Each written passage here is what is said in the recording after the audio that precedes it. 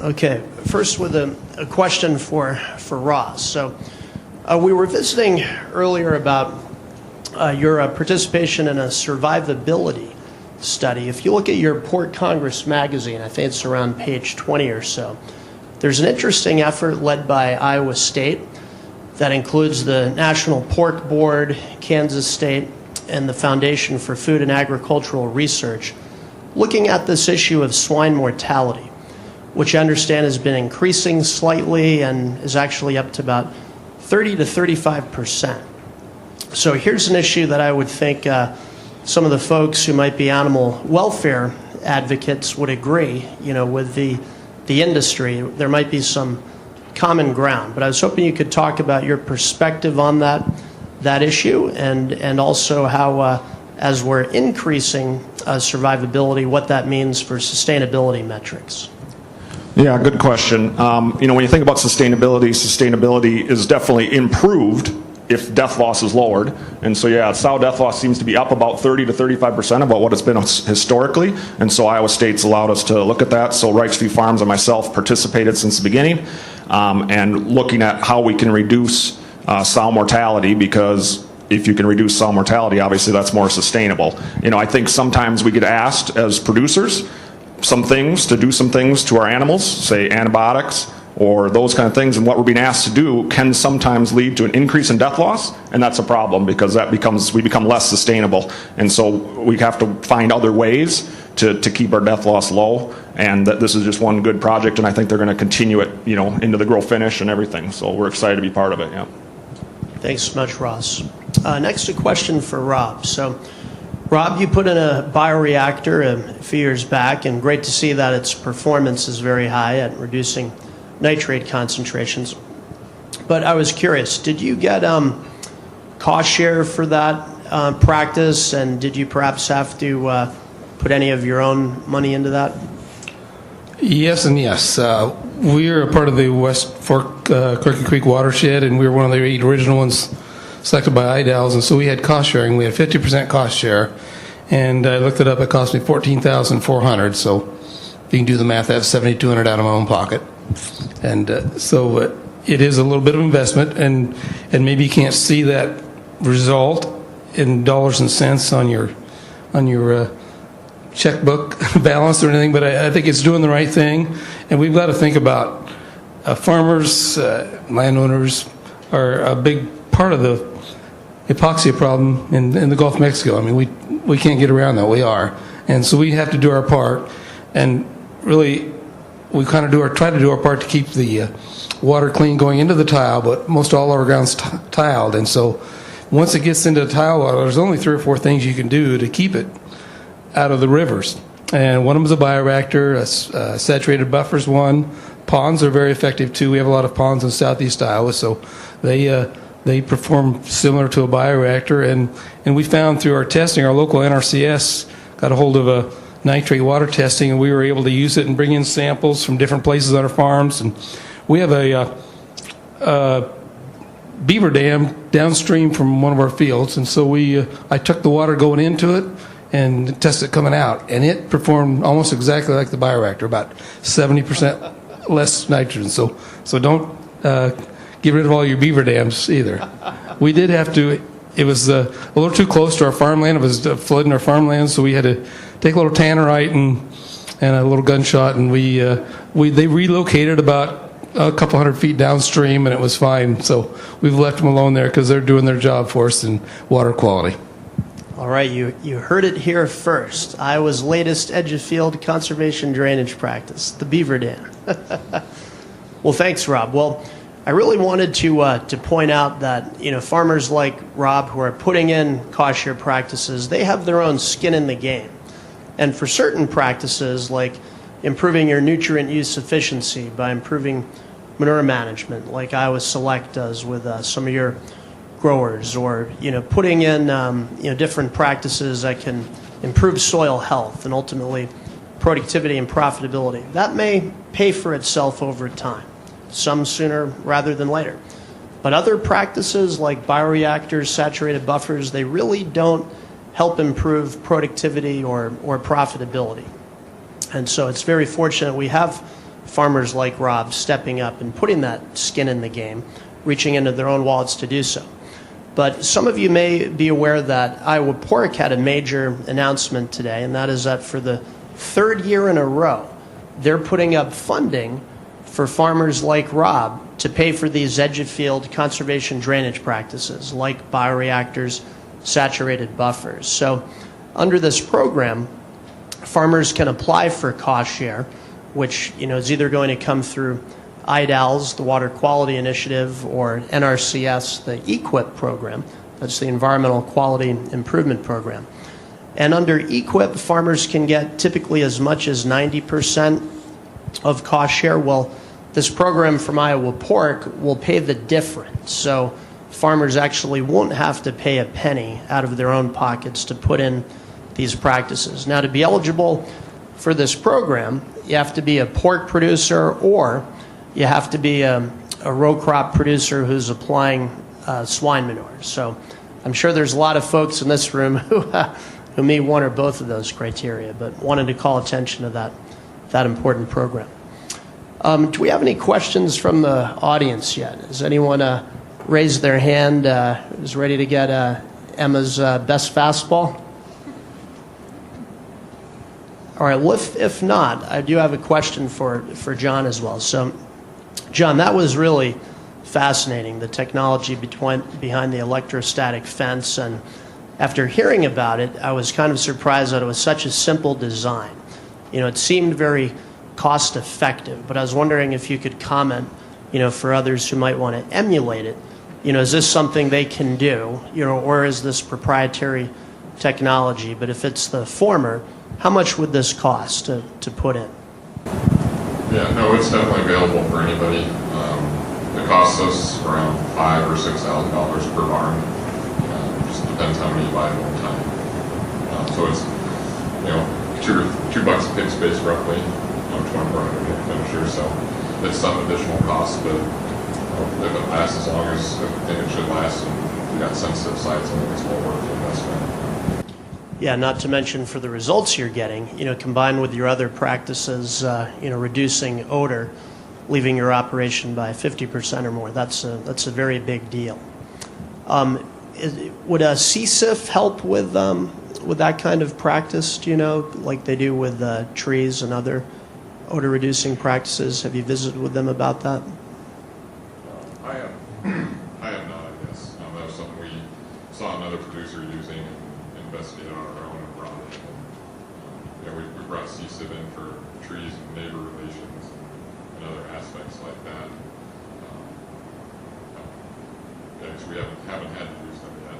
We're lucky enough to have folks inside that, like myself and Zach, that can dedicate ourselves to learning and using these systems. But I'm sure if they need some help, we'll help them out. They need to go out to outside producers and educate them. Excellent. Well, we definitely appreciate Iowa Select and also Reicks Farms and some of Ross's other clients for going that extra mile to be good neighbors. And, it's really a great service to the community. All right, do we have any questions from the audience yet? Talking in this box? Okay. Hey, Rob, I had a question about the low disturbance side dressing, or the manure side dressing. You're a no-tiller, strip-till guy. Were you concerned about the amount No-till. No-till guy. Or were you concerned about the amount of erosion you were going to potentially create by... it was kind of looked like a low disturbance knife that was going into the side, but maybe a little bit more disturbance than what you would see on a low disturbance unit in the fall. Yeah. Is that correct? That's correct. What did do a little more disturbance than I like with my low disturbance injector, which is also made by Bazooka. So I think they've got some maybe touching up to do with it. Maybe they can tweak it a little bit, because I don't like to see that much disturbance either. But you'd have to watch where you put it as far as the slope on the ground. And of course, that's usually dependent on where your hog shed is, because you don't want to drag a drag line too far away. Sure. And How many gallons per acre were you putting? Do you know? It was around 4,000. That was as low as he thought he could go. I wouldn't think it'd have to be that high either, because I put on 3,000 with my injector. Sure. So do you know how many units you were putting on split application then? You mean altogether for the nitrogen? Yeah. Well, I'll have to preface this. We did have Rachel Renner, our person that does our manure management plan, and she worked it up and checked with the DNR, and it was okay to put this much. But yeah, we had 3,000 units of nitrogen, or not nitrogen, of manure, gallons of manure. So we had about 150 pounds of manure on the fall, and then put on close to 200 there, and then I still had 30 or so with the planter. So it was a little more than we normally use, but it worked with the plan because we had about a 265 bushel yield we're working with on it the last 2 years that farm was in corn. So it's more than I'd normally use. Yeah, I'd like to use that less, or maybe even put a lot less in the fall if I knew it was going to have that put on in the spring or in the summer, early summer. Thank you. All right, any other questions from the audience? Yeah, Rob, can you guesstimate how big you could use that drag line, how big the corn could be and have it still bounce back up? Well, this was at about V3, and it bounced up really good. In fact, the Iowa Soybean Association is the one that did on their on-farm research, and they set up a camera out there to watch it come up, and it came up pretty quickly, and actually it was less than 3 days. But I would think that V3, V4, you get much more than that, and those stalks will be more brittle, and they might break off, and then they're not going to come back up. On those that bends them over, you're okay, they'll come back up. So it's a pretty narrow time frame, and if they can, with that much disturbance, you don't want it, on 2 leaf stage corn either. You might cover it up. So it gives a very short window to get the job done. That's why I don't think it'll be used on vast numbers of acres, but it's something to look at, and we're kind of interested to be on the ground floor on it.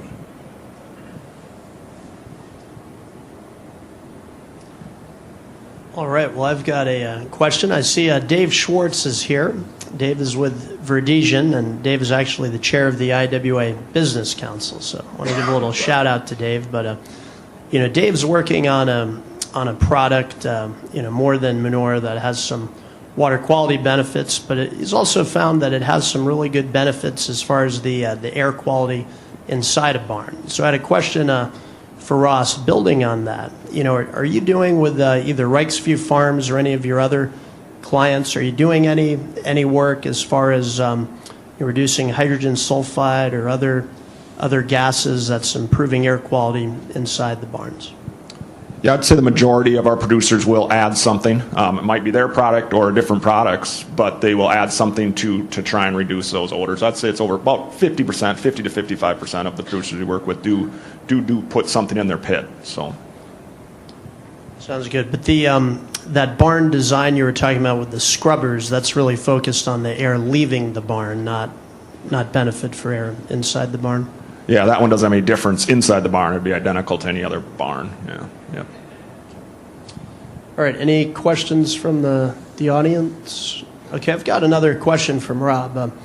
Rob, you mentioned a great company, Bazooka Morningstar, based right in Washington County. Bazooka Farm Star is located in Washington, yeah. Yeah, not too far from you. And IWA is co-leading an effort with Iowa Department of Agriculture and Land Stewardship called Conservation Infrastructure. And some of you may be familiar with it, but it's an effort to really show how we can create jobs and economic development opportunities in rural communities as we're scaling up conservation practices and going practice by practice and identifying the barriers and then coming up with potential solutions to those barriers so we can really get more practices, but also show some economic benefits as we're improving Iowa's water quality. But I was wondering if you could talk about some of the other businesses in Washington County that have sprung up around some of these conservation practices that improve water quality. Okay, I'll do this at the expense of maybe forgetting somebody, but my neighbor Dave Moeller Ag Service, many of you farmers have heard of him probably. He sets up a lot of planters with all the no-till equipment, the residue removers and the Kiehne seed firmers and the spiked closing wheels, the drag chains. That's how I have my planter set up, which works very well into cover crops and high trash situations, because in standing corn stalks or being still be the ones. So that's one of the companies. Mitch Hora started Ag Continuum Continuum Ag, I guess, in Washington. He's a Washington farm boy and started that up. And he very much is into soil health and does a lot of the soil health testing and trying of different products that are available that are kind of new on the market that some people might think are snake oil, but he works to get them free and usually gets a little payment to test them out on farm situations because they've done it in labs and they want to see it on farm situations. So we work with him, do some Haney tests and some Cornell tests through Ward Labs. And so that's a couple of companies I can think of besides Bazooka Farm Star, which is actually owned by Stutzman's in Hills, which is another local company. Excellent. Thank you, Rob. And as I recall, there's even a Stout Seed selling cover crops. Is that your cousin's operation? That's a cousin, Stout Seed. He also sells corn and soybean seed, but he's really got into cover crop seed too. So we buy all of our cover crop seed from him and our all pollinator habitat seed. And so he's another good person that is really up onto the latest in soil health and a good person to talk to about that too. Good. It's really great to see enterprising entrepreneurial folks realizing that they can make a little money as they're helping farmers, increase their conservation practices and improve water quality. So great examples there from Washington County. Thank you. Other questions from the audience? Even if you don't have a question, you really want to catch this microphone, don't you? Test out Emma's arm. Or maybe we could do a flea flicker back up here to the stage, and I'll throw it long for somebody. No takers. All right. Well, another question. Back to Rob. So I've made some observations about Washington County. Your own family, the Stouts, the Bergers, Steve Berger and his dad, the Viditos, the Maricks. We're seeing folks from different generations who really have this strong conservation ethic, and whether it's cover crops or something else, no-till, you see generation after generation coming back to this. So it seems like there's kind of this multi-generational conservation ethic that's helped make Washington County a leader statewide in cover crops and other practices. But I was wondering if you could comment on that, kind of like the attitudes and perceptions that might be different in other parts of the state. Well, there is a culture of conservation in Washington County, and it's been there probably since the mid to late 70s, maybe. Steve Berger's dad was one of the original ones, and I can think of a couple others.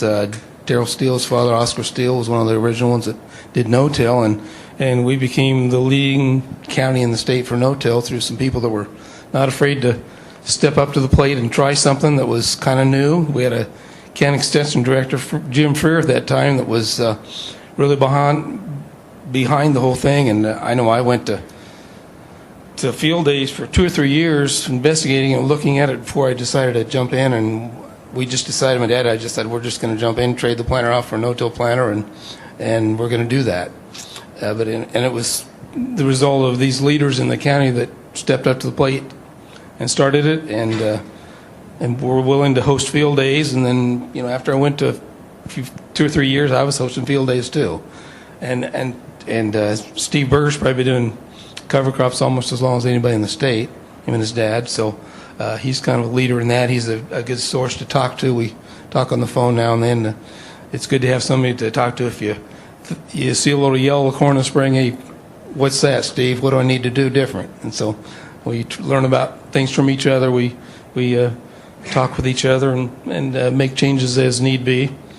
And I guess I know last year I think we were the leading cover crop county in the state too, and I believe we also have more solar arrays than any other county in the state, the last I knew anyway. So Excellent. I love that phrase you use, that culture of conservation. There clearly is that widespread ethic there among producers in Washington County, and we certainly want to emulate that in other areas throughout Iowa. It seems like there's some kind of lightning in a bottle that's been captured there to be a state leader on these conservation practices, or maybe it's something in the water that's helping out the water. Either way, folks are doing it right down there. We want to see more of that. Any questions from the audience? All right, Emma, it's your chance to go long.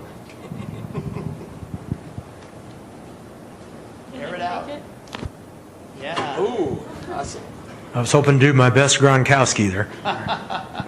No, my question for Rob, at our Iowa Ag Water Alliance Association, we work in this conservation infrastructure. One of our biggest challenges as a state to meet our nutrient reduction strategy is how do we enlist the absentee landlords? Last figures I've heard is about 60% of the land in Iowa is owned not by the person operating it.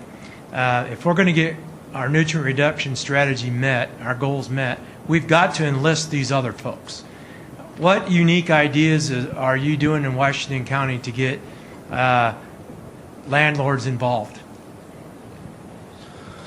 I wish I knew the answer to that. Maybe, is this one of those shows where you can call an expert or something? Phone a friend? Phone a friend? Yeah, I don't know. I wish I knew. I mean, I've had a landlord that has seen the things I do, and sometimes I'm written up in a magazine article, and they'll tell me congratulations, but let's keep that rent up there at $300 an acre. So, but we really appreciate what you're doing.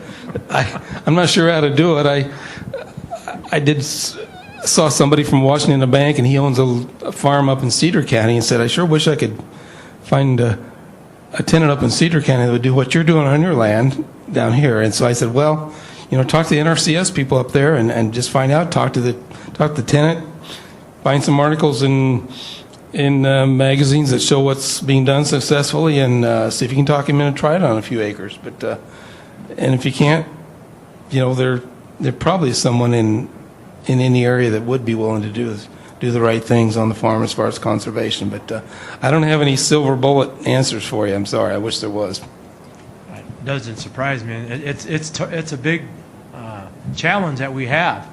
And I farm as well. I farm a lot of land owned by my mother, and it's even hard to get her, to do some things. Well, and I do the same practice on all my acres. I own about half and rent about half, but I still do it on, and I don't get any breaks or any help from the landowners, but I just do it because it's the right thing to do, and I think a lot of people that are doing those, I know Steve Berger rents quite a bit of land. He has cover crops on every acre too. So sometimes there's no help from a landlord, but at least if they appreciate, maybe they'll think about it and mention it to some of their friends that also own land, and they can encourage their tenant to do the same thing. Just a quick comment for me. Great question, Dave. That's a tough nut to crack. And we are looking at seeing, non-operators, or absentee landlords, whatever you want to call them, getting up to close to 60% of our acres.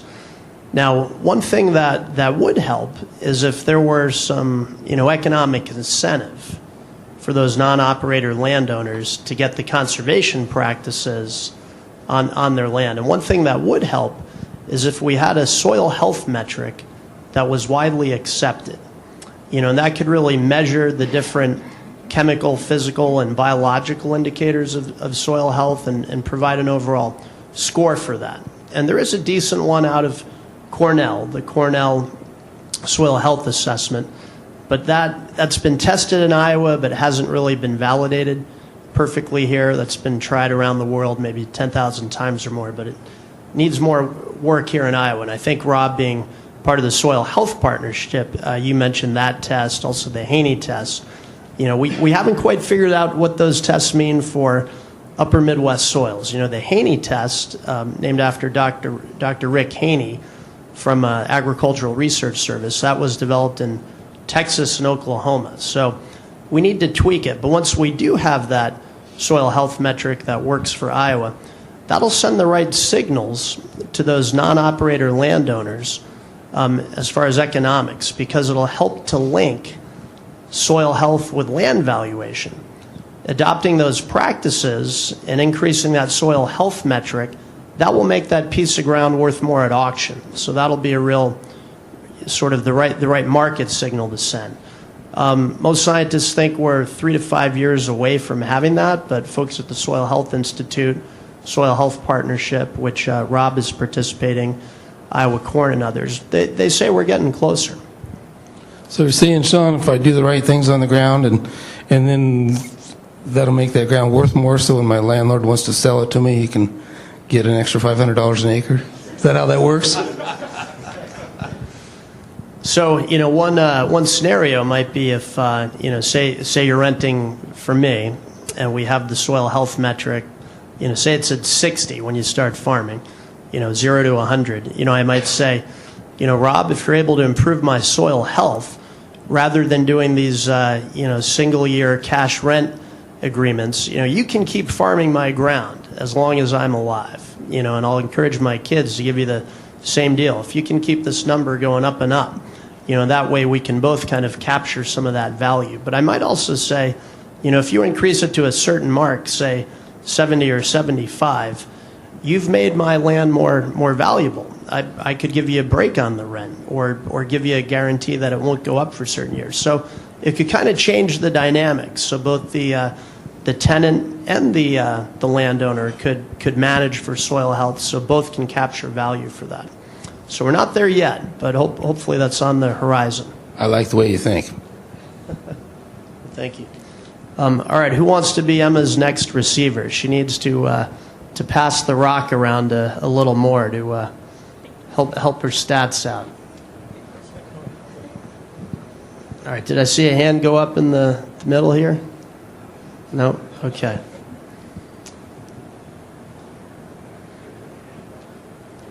All right, well, a question for John. I know you mentioned, environmental stewardship is one of the pinnacles for Iowa Select Farms. I was hoping you can talk about how your agronomists help farmers out with the manure management plans.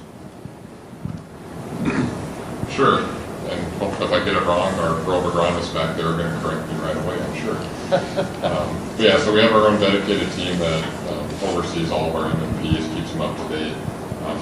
They start, when we locate a new site, catch a new farmer, they start from scratch and build that MMP with the local farmer or farmers, maintaining all of our soil sampling we have to do our annual or semi-annual manure sampling, depending on how much we're applying. Calculate all of our rates based on the crop rotations. We do our own GIS mapping, provide maps to the applicators, basically handle all the paperwork for that farmer. So in the end, the farmer gets the manure, and then they get one bill. They're not having to mess around with all the extra paperwork and DNR regulations and such. So we make sure we stay legal and compliant, but also make sure that the farmer or landowner is getting what they're supposed to get for nutrients. Excellent. Well, that's really a great service you're providing, and of course helping farmers become more profitable by improving their nutrient use efficiency. That reminds me of a couple platforms that have been created of late. The first is 4Rs and 4R Plus. You mentioned the 4Rs in your talk, but increasingly we've seen row crop farmers in the Corn Belt increasing their nutrient use efficiency by using the right form of fertilizer in the right place at the right time and the right rate. In fact, the statistics are really pretty eye-opening. Between 1980 and 2014, we saw fertilizer use increase only 4.5%, but yields increase 114% in corn during that period. And you combine those numbers, and that equates to 105% increase in fertilizer use efficiency for NPK, in just over 3 decades. So really amazing how, farmers have made strides there. But of course, there's always room for continuous improvement.